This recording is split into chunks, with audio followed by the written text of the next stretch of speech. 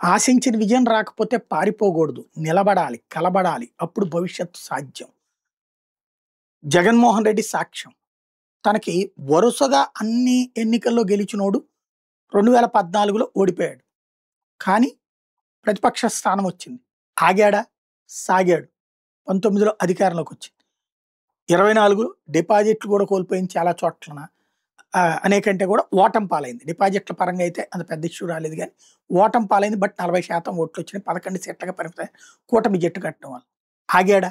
మళ్ళీ సాగుతున్నాడు. చిరంజీవి పార్టీ పెట్టారు.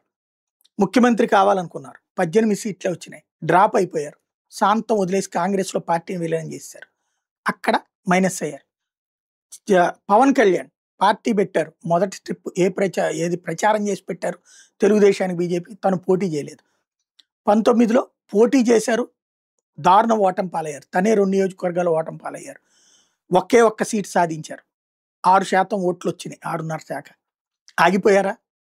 నిలబడ్డారు, కలబడ్డారు, పోరాడారు. తర్వాత జగన్ని గద్దెదించారు. ఇవాళ రోజున 100% స్ట్రైక్ రేట్ సాధించారు.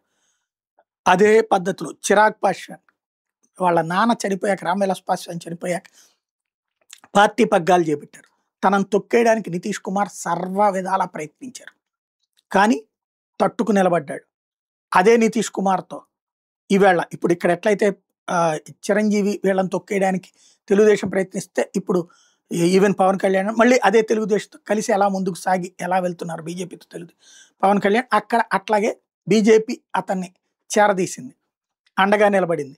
క్రిందటిసారి ఇండివిజువల్గా పోటీ చేయించి తెర వెనకాల సహకరించింది. ఈ దఫా ప్రత్యక్షంగా చేసింది.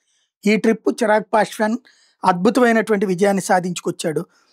మొత్తం 19 స్థానాల్లో విజయం సాధించడం అన్నటువంటి చిరాగ్ పాస్వాన్కి సాధ్యమైంది. ఏంటయ్యా అంటే ఇదే అక్కడ కావాల్సింది. ఏంటంటే సహనం కావాలి, బాధ్యత కావాలి, ప్రజల పట్ల కమిట్మెంట్ కావాలి. పవన్ కళ్యాణ్ అదే సాధించారు. చిరాగ్ పాస్వాన్ ఇప్పుడు అదే సాధించి చూపెడుతున్నాడు.